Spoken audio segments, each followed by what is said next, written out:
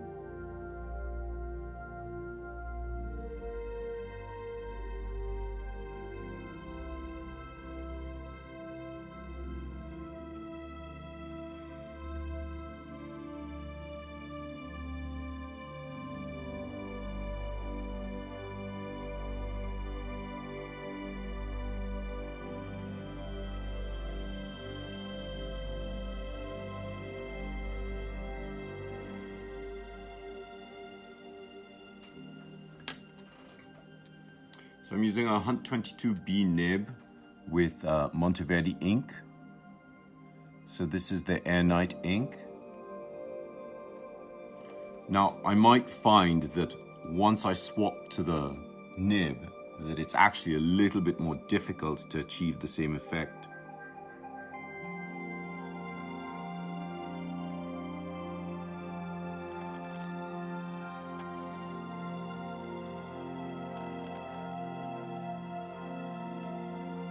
So this fits better into the double line height than the pencil does.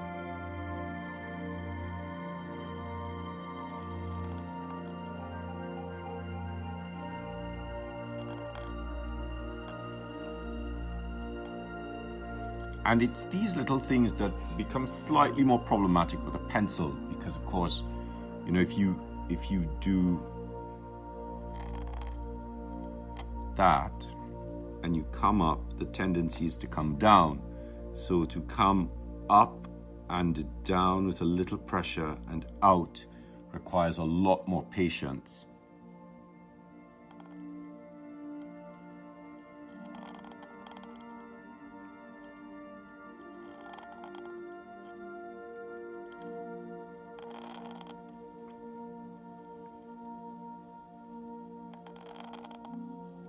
And I would turn the nib to the side because I want to get that characteristic spreading there.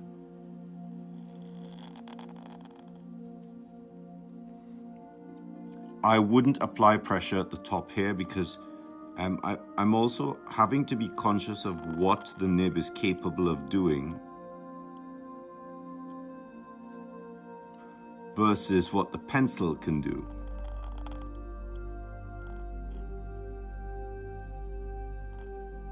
This is such a lovely little crossbar for the H.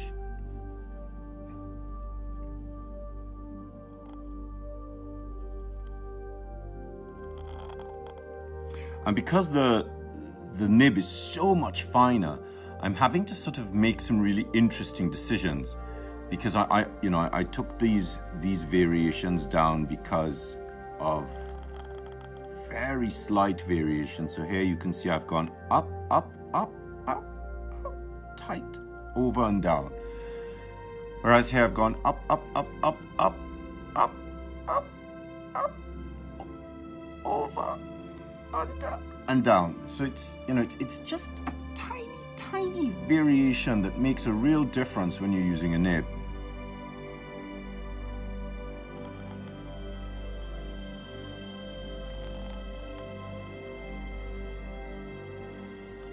So again, this is a difficult shape to produce. So I would have had to have turned the nib so it can do this. And then up and around, and on the top, I would turn on the top and come back down. I'm a little bit sloppy there. But you get a sense that there's a lot more tool manipulation. So I'm just going to go ahead and write the rest of the letters with the pen, otherwise we'll be here for ages. Where are we at? The A. So I'm going to increase the line height.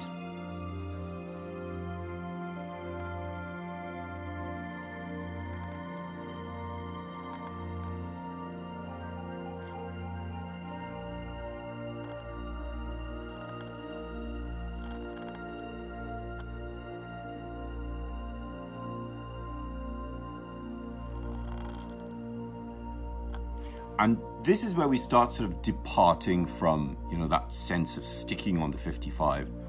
Because, I'm quite rigid with the fact that I prefer things to be on the 55.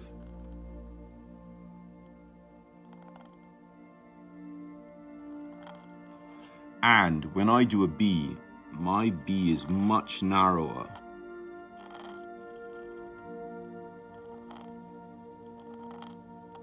And so for my B, all of the strokes sit on the 55. All of the weight sits on the 55. And the highest part of my curve is actually here. So it's also on a 55. Whereas the highest part of a lot of the curves that we find in English roundhand are here, but not really on a 55. So I'm sort of basing the fact that mine is on is following an ellipse. So you can see the ellipse there. This is more of a circle, and this is a really interesting distinction between English roundhand and my form of copperplate. This gives us more of a triangle, whereas this gives us a series of parallelograms. So that kind of geometric analysis is really important when it comes to looking at how we get these shapes a little bit more accurately.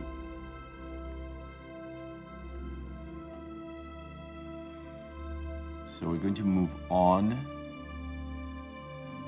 Where are we at? So there are tons of S variations.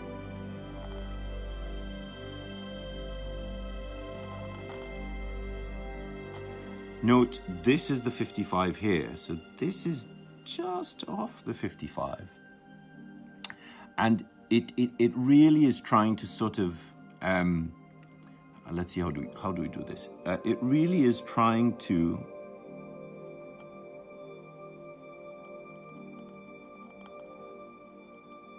mimic a Roman S.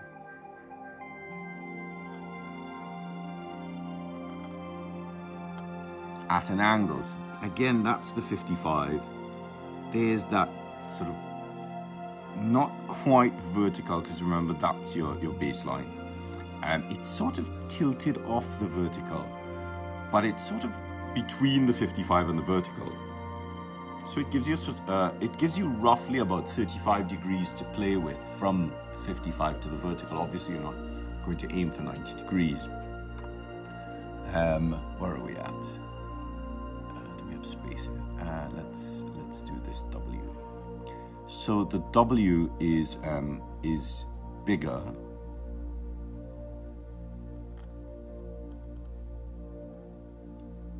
Little loop,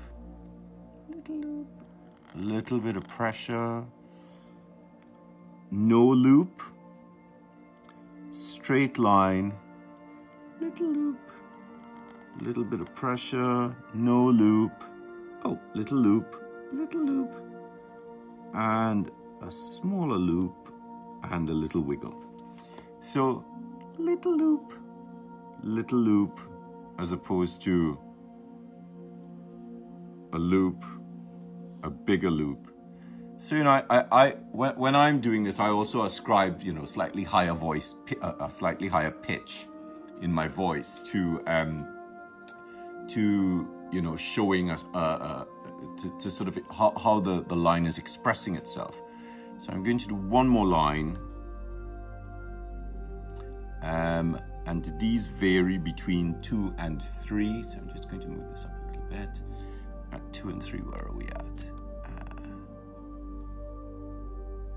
Skillshare offers thousands of inspiring classes for creative and curious people on a range of topics like calligraphy, lettering, photography, video editing, and many more. If you are a curious and creative person who wants to learn all the time, like myself, Skillshare is definitely for you. I've been using Skillshare for quite some time now, and I've been using it mostly to improve my video editing skills. And the last class that I did was Filmmaking for All, Tell Your Story Through Video by Dan Mays. But the results from those classes are yet to be seen. The first 1,000 people to click the link in the description will get free premium memberships so they can explore their creativity. Skillshare is also super affordable, and yearly plans go for less than $10 a month. So don't hesitate, click the link in the description and start improving yourself.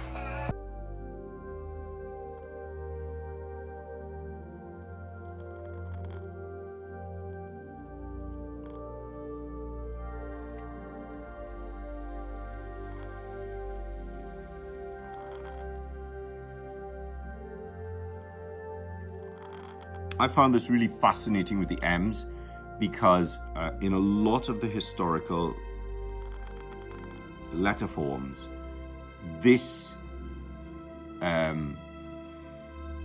hairline stroke is not the same as the other. And this is another variation of the M.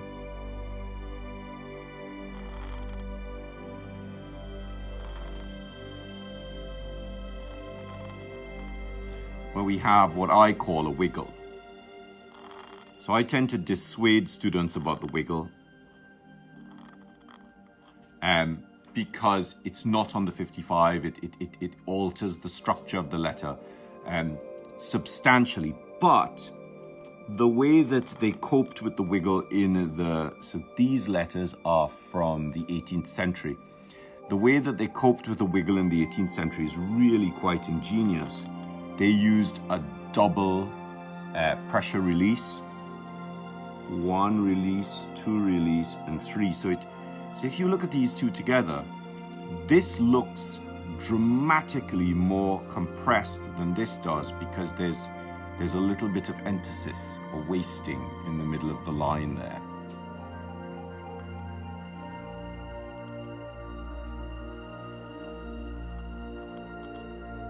And, in the 18th century, they were really careful to do something that I see a lot of calligraphers ignoring when they do an N. So the N is a hairline and pressure and a hairline and a hairline and a hairline and a hairline. Most people just press on this, or there isn't enough variation in the line. Now, the N is not on the 55, because if you put it on the 55, it sort of collapses over. So that's sort of where we've gotten to. I'll just make a note on my sheet so that I know where to pick up from again on Monday. Have a great weekend. Bye-bye.